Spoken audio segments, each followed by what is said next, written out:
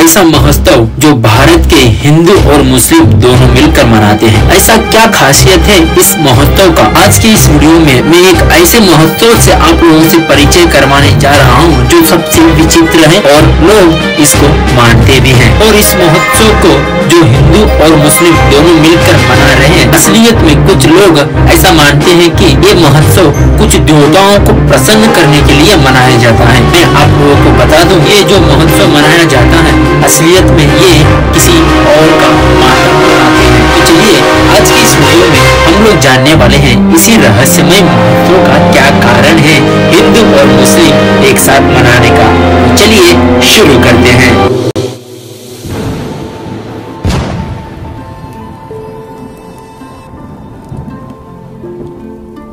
जय श्री राम दोस्तों, सभी लोगों को स्वागत है एक और मज़ेदार ललन टॉप ब्लॉग में। फ़िलहाल गांव में है और फिलहाल ना गांव में मुहर्रम मनाया जा रहा है, मुहर्रम का फेस्टिवल।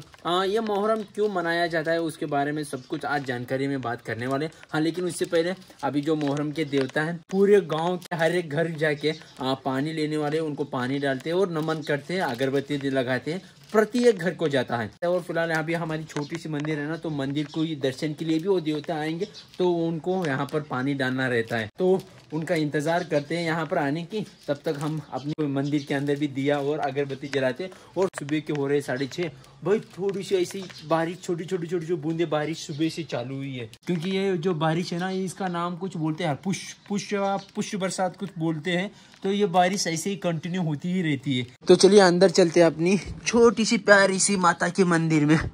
और दिया ऑलरेडी जल रहा है, तो बस अगरबत्ती जलाना है और उनका इंतजार करना है। यहाँ पर अगरबत्ती तो जला दी, लेकिन भाई यहाँ पर ना हम ना अभी जैसे सुबह सुबह आके हम दिया जला के चले जाते हैं। लेकिन यहाँ पर ये छोटी सी स्कूल है और जब ये बंद रहते हैं ना, तो यहाँ के गांव के लोग ना यहाँ पर आकर कुछ गलत हरकतें करते रहते हैं। और ये देखिए कितना सारा कचरा फैला हुआ है और यहाँ पर आके पत्ते खेलते हैं। ये एक छोटी सी मंदिर है भाई, एक धार्मिक स्थल है। यहाँ पर आके गंदगी फैलाना ये सही नहीं है कि नहीं भाई?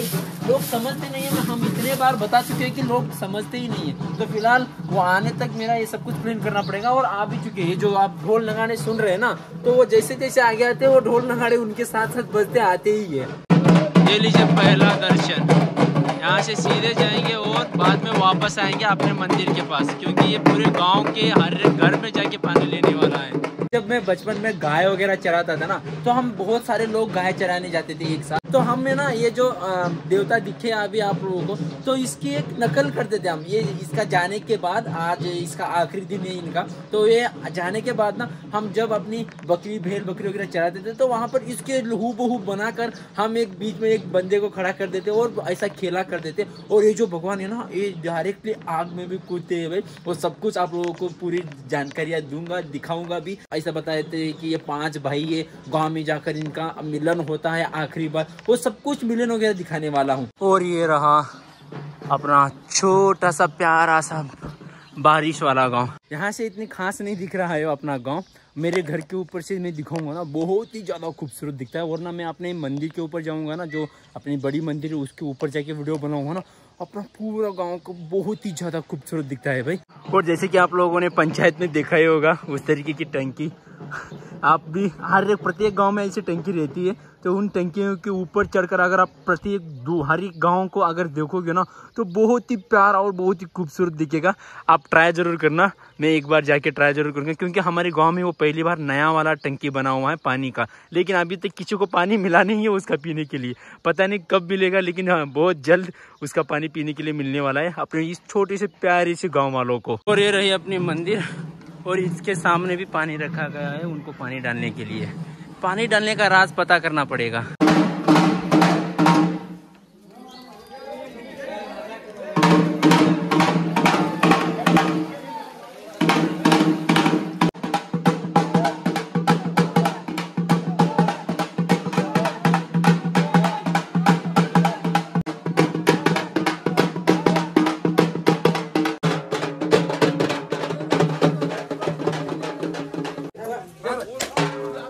तो भाई पीछे देख सकते हो अभी तक इनका कार्यक्रम चालू हुई है और ये लगभग 10 बजे तक ऐसा ही रहेगा। और ऊपर से बारिश का भी ये भगवान नीचे से हर एक घर जाके पानी ले रहे हैं और ऊपर से अपना आसमान भी पानी बारिश बरसाता ही जा रहा है। और कुछ समय के लिए, कुछ क्षणों के लिए उस मंदिर के सामने थोड़ा सा छोटा सा एक प्रदर्शन दिखाता है इनका खेल का। और अभी उनके खुद के मंदिर के सामने बहुत ही शानदार सा प्रदर्शन दिखता है। और एक कुछ 2 घंटे लगेंगे इनको उनके मंदिर के सामने प्रदर्शन दिखाने के लिए। और जब तक ये वहां तक पहुंचते हैं तब तक हम मुहर्रम की हिस्ट्री के बारे में बात करते। मुस्लिम समुदाय में 2 बड़े समुदाय हैं, शिया और सुन्नी है। दोनों की पवित्र किताब एक ही है, कुरान। तीर्थ स्थल एक ही है, मक्का। दोनों समुदाय हजरत मोहम्मद को आखिरी पैगंबर मानते थे। तो चलिए अब बात करते हैं मुहर्रम की। मुहर्रम इस्लामिक कैलेंडर के पहले महीने को मानते हैं। माना जाता है कि 10वीं रोज हजरत अली के बेटे हुसैन और उनके साथियों की हत्या कर दी गई थी और ये सब हुआ था करबला की जंग में। करबला इराक का एक शहर है जो राजधानी बगदाद से 120 किलोमीटर दूर है। आज भी मुसलमानों के लिए ये 2 जगह सबसे पवित्र मानी जाती है, मक्का और मदीना। इसके बाद अगर शिया मुस्लिम किसी जगह को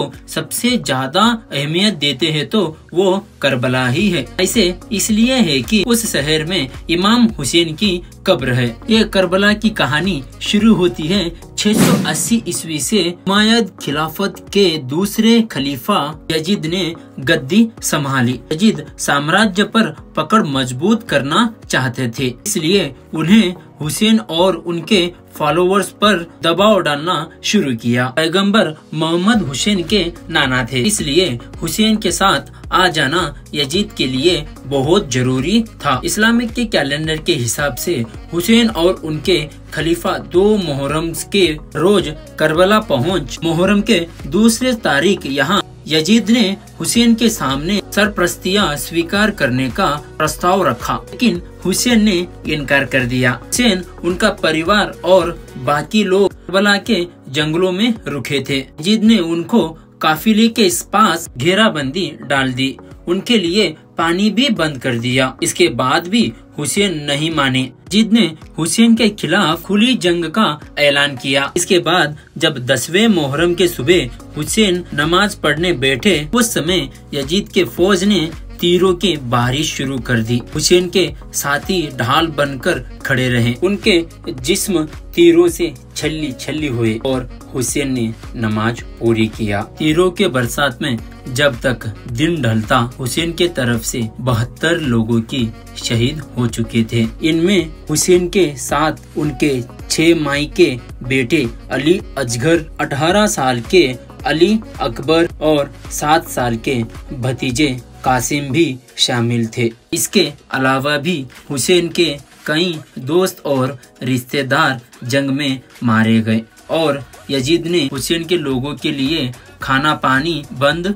कर दिया। इस वजह से हुसैन के कई लोग मारे गए। इसके बाद यजीद के एक आदमी ने हुसैन की बड़ी ही दर्दनाक से उनकी गर्दन काट दी गई। हुसैन के मरने के बाद यजीद के आदेश पर सबके घरों में आग लगा दी गई। जो औरतें और बच्चे जिंदा बचे थे उन्हें यजीद ने जेल में डलवा दिया। हुसैन, उनके परिवार और उनके रिश्तेदारों पर हुए इस जुल्म को याद करने के लिए शिया मुसलमान हर साल मुहर्रम के महीने में मातम मनाते हैं और मुहर्रम के 10वीं तारीख को ही हुसैन की मातम की जुलूस निकाला जाता है। इस दिन लोग खुद को घायल करते हैं, अंगारों पर नंगे पांव चलकर ये बताते हैं कि यजीद ने जितना जुल्म हुसैन पर किया उसके आगे उनका मातम मामूली है। मुहर्रम के साथ जो ताजिए चलते हैं वो हुसैन की ही कब्र का एक रूपक है और मुहर्रम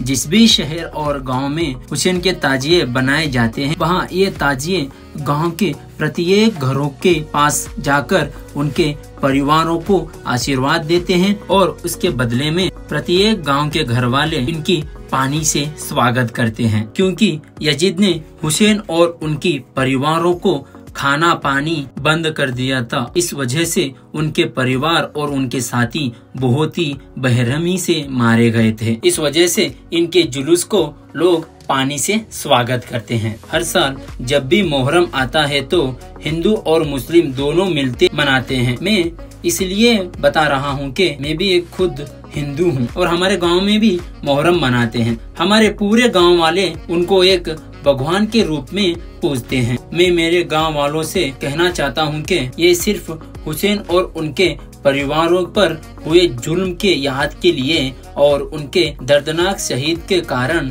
उनके मातम मनाए जाते हैं और जुलूस निकाला जाता है। तो उम्मीद है कि आप लोगों को मोहर्रम की ये छोटी सी कहानी जानकर आप लोगों को मोहर्रम के बारे में थोड़ी बहुत पता चल ही गया होगा। और ये जुलूस का ये आखिरी इनका प्रदर्शन है इस मंदिर के सामने सुबह का, क्योंकि कुछ ही क्षण और कुछ ही देर बाद ये जाएगा गांव जहां पर इनके भाई के जुलूस वहां पर मिलने के लिए आते हैं और लोग बहुत ही ज्यादा खुशी से इनका स्वागत करते हैं वहां पर। तो चलिए गांव चलते हैं और इनका मिलन का लाभ उठाते हैं। और गांव में देख सकते हो आप लोग उनके भाई की जुलूस भी यहाँ पर आ चुके हैं और लोग बहुत ही खुशी से इनकी स्वागत के लिए भी जुड़ चुके हैं। और कुछ ही क्षण में यहाँ पर जो गांव के 2 जुलूस है वो भी यहाँ पर इनके भाइयों को मिलने के लिए आएंगे सबसे पहले। उसके बाद ही हमारे छोटे से गांव के जो जुलूस है वो उनके साथ मिलेगा और इनके मिलन के साथ ही वो दोनों जो जुलूस थे वो पहले निकल जाएंगे नाचते हुए, प्रदर्शन अपना दिखाते हुए। उसके बाद जो हमारे गांव का रहता है वो पूरा का पूरा गर्दा उड़ा देता है, क्योंकि उसका नाच और देखने के लिए ये जो पूरा गांव वाले यहाँ पर दिख रहे हैं आप लोगों को, ये सारे एक साथ होकर यहाँ पर उनकी जो प्रदर्शन होती है वो उसका लाभ उठाते हैं। और इन जुलूस के नाच के साथ साथ लोग यहाँ पर इनके ऊपर बहुत ही ज्यादा खाने की चीजें उड़ाते रहते हैं, पैसे उड़ाते हैं और लोग नीचे खाने की चीजें गिरती है ना उनको आशीर्वाद के रूप में उठाकर खा भी लेते हैं। थोड़ी देर नाच के बाद ये जो जुलूस है ये सीधे जाकर इस गांव के मस्जिद में जाके थोड़ी देर के लिए बैठता है ताकि पूरे गांव के लोग आकर इनके सभी भाइयों के दर्शन कर पाए। उसके बाद सारे के सारे जुलूस के साथ हमारे गांव वाले निकल जाते हैं फिर से अपने गांव को, क्योंकि दिन ढलने तक इनका अंतिम संस्कार भी करना पड़ता है, क्योंकि ये मैंने जैसे कि कहा था ये इनका मातम रहता है और इनका मातम मनाया जाता है। तो गांव ले जाने के बाद कुछ देर के लिए अपने गांव में फिर से पानी लेता है आखिरी बार शाम के वक्त, और पानी लेने का इनका खत्म होने के बाद पूरे गांव के लोग एक जगह इकट्ठा हो जाते हैं ताकि इनका आखिरी शाम के वक्त इनका प्रदर्शन देख पाए और इनका नाच देख पाए, क्योंकि हर साल इनका आखिरी समय जाने के वक्त गांव में भी और अपने छोटे से गांव में भी इनका प्रदर्शन दिखाई देता है। इनका ये नाच खत्म होने के बाद हम निकल जाते हैं सीधे इनको अलविदा कहने के लिए।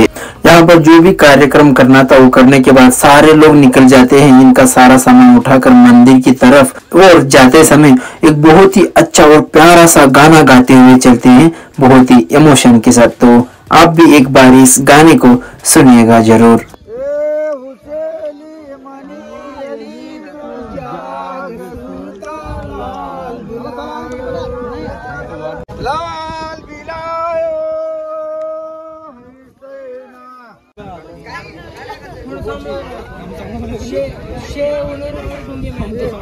तो चलिए थोड़ी बहुत तो आप लोगों को जानकारी मिल ही गई होगी कि मोहर्रम क्यों मनाया जाता है हिंदू और मुस्लिम दोनों एक साथ मिलकर। और आप लोग मुझे ये बताना आज तक का जो भी हम हिंदू फेस्टिवल्स वगैरह मनाते हैं क्या हमारे जो हिंदू फेस्टिवल्स वगैरह है सब कुछ क्या मुस्लिम भाई लोग हमारे साथ इसी तरीके से इसी घुल मिलकर इसी तरीके से इसी अंदाजे के साथ इतनी खूबसूरती के साथ क्या एक साथ हम लोग मिलकर मोहर्रम के अलावा कोई और फेस्टिवल मनाते हैं क्या? उसके बारे में मुझे भी जानना है। तो ऐसा मैंने अभी तक देखा नहीं कि हम लोगों ने एक हिंदू फेस्टिवल को इतने अच्छे से मनाया गया है। मैं ये कोई कंट्रोवर्सी के लिए नहीं बता पा रहा हूँ, मेरे मन के अंदर जो सवाल है उसको मैं आप लोगों के सामने रख रहा हूँ। आपके पास अगर ऐसा कुछ दोनों भाई लोग मिलकर अगर आप लोग मना रहे हो तो मुझे कमेंट में जरूर बताना ऐसा कौन सा वो फेस्टिवल है, उस फेस्टिवल का नाम जरूर बताना। फ्यूचर में मैं आपके गांव आकर उस फेस्टिवल को कवर करने की कोशिश जरूर करूंगा। तो कमेंट में जरूर बताना कि कौन सा वो हिंदुओं का फेस्टिवल है जो हिंदू और मुस्लिम भाई लोग दोनों एक साथ मिलकर इतना खूबसूरती से और इतना खुशी से मनाया जाता है। तो चलिए आप लोगों को ये वाला वीडियो आप लोगों को पसंद आया होगा। हाँ मुझे पता है थोड़ी बहुत आप लोगों को मेरी वॉइस से प्रॉब्लम हुई होगी, वॉइस ओवरिंग के टाइम में थोड़ी बहुत नर्वस था, तो इसलिए मैं इस वीडियो को बनाने की भी कोई उम्मीद नहीं थी ताकि लोग ना अगर ये वीडियो देखेंगे ना अब मेरी ये वाली जो हमारे गाँव के लोग ही बात करने लग जाएंगे। लोग देखो बंदा इनके बारे में, जो भगवान मानते हैं उनके बारे में ऐसा क्या बातें कर रहा है करके। तो ऐसा तो कुछ नहीं है, लेकिन फिर भी लोग बात करेंगे, है कि नहीं, कंट्रोवर्सी तो होगी भाई। तो चलिए, आप लोगों को ये वाला व्लॉग कैसा लगा जरूर कमेंट में बताना, और चैनल को सब्सक्राइब करना ना भूलिएगा।